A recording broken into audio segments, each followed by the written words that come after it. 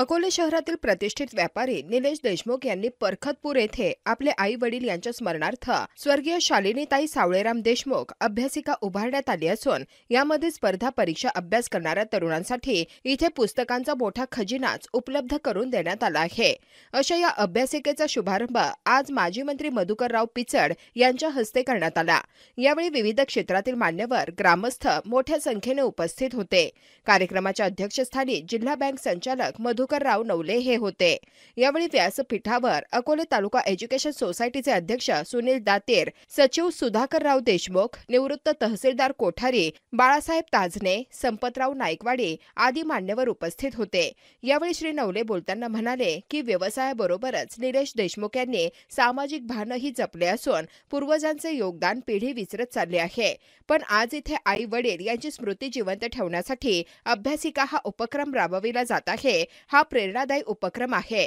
हा उपक्रम गावोगावी राबविला जावो, एक सुसंस्कार पिढी निर्माण करण्यासाठीही केंद्र निश्चित मोलाची कामगिरी बजावतील यात शंका नाही, असे मधुकर नवले यांनी म्हटले। आज दिनांकासाठी अकोलेहून श्रीनिवास रेणुकदास।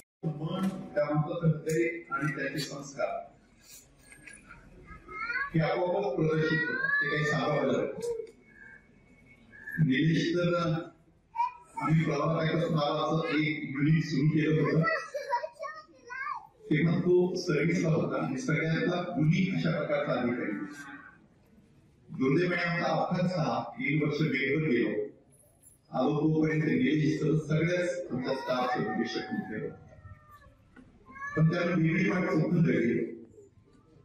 व्यवसायामध्ये येणं आणि त्या व्यवसायामध्ये पाय रोवून उभं राहणं यामध्ये यश संपादन केलं आणि सहाय्यभूत, आधार, दिशादर्शक असं काम कोठेही परिवाराला केलं।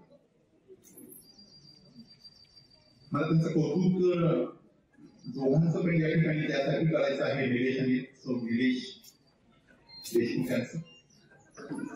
एक नवी दिशा देण्याचं काम आपण करत आहात। एखादा व्यवसाय आपल्या हातून यशस्वी होतो, पण सामाजिक पातळीवरची जबाबदारी आपण लक्षात घेतोच असं मात्र नाही।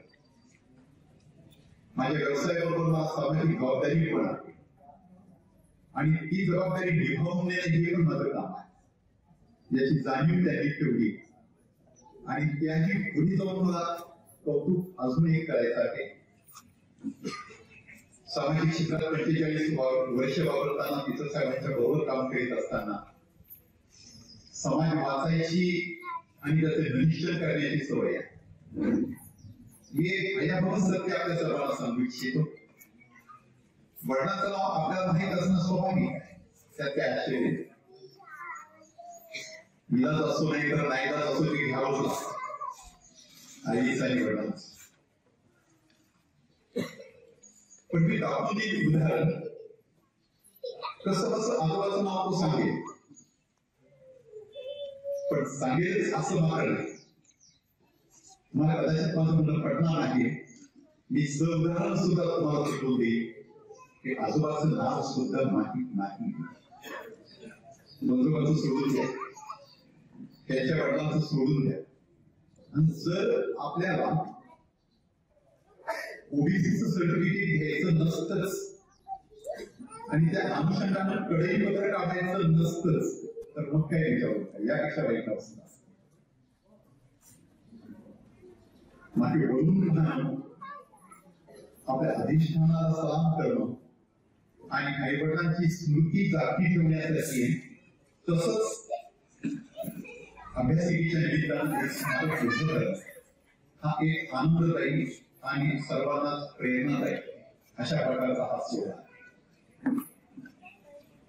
निलेशला आणि सर्व परिवाराला धन्यवाद आहे, पण तुम्हाला सुद्धा मी विशेष धन्यवाद देईन, कारण मी सर्व विचार करीत होतो की मी अकोल्याच्या सर्वात मोठ्या ग्रंथालयाचा 5 वर्ष अध्यक्ष होतो। मोठं ग्रंथालय, मी त्याचं सगळं परीक्षण करीत होतो आणि आपल्याच तालुक्यातील धर्मगावचे दया पवार यांना काय फाउंडेशनचा तो पुरस्कार मिळाला। अकोल्याच्या गांधी चौकात मी तो त्याचा सत्कार ठेवलेला होता ग्रंथालयाच्या प्रती। मी भरपूर मेहनत घेतली होती, पण पण साधारणपणे 15 वर्ष बसतील, त्यापेक्षा अधिक नाही. हे चित्र जेव्हा डोळ्यासमोर आलं तेव्हा तुम्ही सर्वजण हजर आहात आणि या कार्यक्रमाचं महत्त्व काय आहे हे समजून हजर आहात, म्हणून मला तुम्हाला धन्यवाद द्यायचे. सामाजिक दृष्टिकोन बाळगून आपल्या पाठीवर जन्माला आलेल्या सगळ्या पिढ्यांकडे वळून जर पाहिलं तर बुद्धिमत्ता आहे निसर्गाच्या ईश्वरानं भरभरून दिले, माझी तर प्रामाणिक धारणा. आदरणीय दीपक महाराजांच्या बरोबर मी फार वेळेला अध्यात्मावर सुद्धा चर्चा करतो. ईश्वर कुणालाही पण निरंतर कधीच वाटत नाही, तो कुणाला पण अन्याय करीत नाही. पण आपण कधीच आपल्या स्वतःला शोधित नाही की ईश्वरानं मला काय देईल. ईश्वर देतो अमुक एका क्षेत्रातलं आणि आपण भरकटतो मात्र दुसऱ्या क्षेत्राकडं. जीवनाचा सूर कधीही सापडतच नाही आणि मग बेसूर जीवन जगण्याची वेळ येऊन वैकल्य निर्माण होतात. असा जो काही आपल्या पाठीवर जन्माला येणारी जी काही नवी पिढी आहे त्यांना दिशा देत असताना अभ्यासिका हिचं महत्व मी वेगळं सांगायला पाहिजे असं, ज्याच्यापासून आपण कोसोमय दूर आहोत. सिलेबसची पुस्तकं सुद्धा वाचायला मिळालेली आहे. काल मी आदरणीय साई आहे म्हणून सांगतोय, साहेबांच्या अभ्यासास्तव मी अभिनवला आदिवासी विद्यार्थ्यांचं आपण एक त्यांच्याच माध्यमातून त्यांच्याच प्रयत्नातून गोष्टी आहे. 13 जूनला या वर्षी सुरू झालं तर मुलं जुलै अखेरपर्यंत येत होते आणि परत पोळा आला उद्या. सगळी गर्दी होती, पोळ्याला मुलं घरी आलीच पाहिजे. आम्ही सांगत होतो की बाबा तुम्ही गेली 8 दिवस येत नाहीये, कसे कसे तुम्ही आलात, आता पहिली टर्म तर पूर्ण करू. पण हा जो काही शिकण्याबद्दलचा, अभ्यासाबद्दलचा, भविष्याकडे पाहण्याचा आणि विशेष करून अभ्यासिकेत जाऊन अभ्यास करण्याचा, शंभरात 2 पास करतात म्हणून तर वाचवलेचे इथे आता जलसंपदाची कार्यकारी अभियंता तो मार्ग थोड्या लोकांना चालतो, थोडे लोक स्वीकारतात आणि पुढे पण जातात. आणि आपण बघतोय की आपल्यामध्ये फ्लेक्स जर पाहिले तर मला ते कधी एपीएससीतनं सुटलाय, कधी युपीएससीतनं सुटलाय, कधी वेगवेगळ्या स्पर्धा परीक्षा ह्याच्यात पुढे गेला. हे चित्र निश्चितपणे घडतं. पण त्याशिवाय मोठा वर्ग आहे त्याला अभ्यासक्रम आणणं विद्यार्थ्याला आणि त्यानं तिथे जाऊन काहीतरी मिळवलं.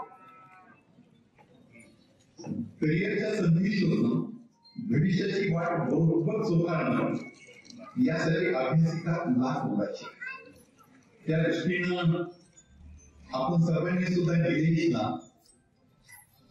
त्यामध्ये स्पर्धा परीक्षांची पुस्तकं असतील किंवा सामान्य ज्ञानाची असतील किंवा वेगवेगळ्या अशा प्रकारच्या लेखकांची असतील तर ती पुस्तकं आपण देण्याची आवश्यकता आहे. मी 5 वर्ष ज्या ग्रंथालयाचा अध्यक्ष होतो त्याच्यामध्ये राजाराम मोहन फाउंडेशन असलं, कधी कोणत्याच ग्रंथपालानं देशमुख सर्वी काय पाहिलेलं नाही. म्हणजे त्याची चाकरी सापडली असते. हा तर काय वाचायची कादंबरी वगैरे वगैरे असं. या सगळ्या पार्श्वभूमीवर त्यांनी एक दालन पूर्ण केले. कायदा घ्यायचा की नाही घ्यायचा आपण बघायला पाहिजे. तो आपण निश्चितपणे त्याचा फायदा घ्यावा. आपण सर्वांनी पण माझ्यासह सर्वांनी पुस्तकांची वेगवेगळी मदत त्यांना द्यावी आणि हाच प्रयोग गावोगावी कसा पोहोचेल या दृष्टीने आम्ही सर्वांनीच प्रयत्न करावे. या अनोख्या आणि अभिनव अशा प्रकारच्या आई वडिलांच्या स्मृती जतन करण्याचं एक जिवंत स्मारक त्या निमित्तानं उभं आहे. परत एकदा आपल्या सर्वांच्या प्रती आभार व्यक्त करून सांगतो.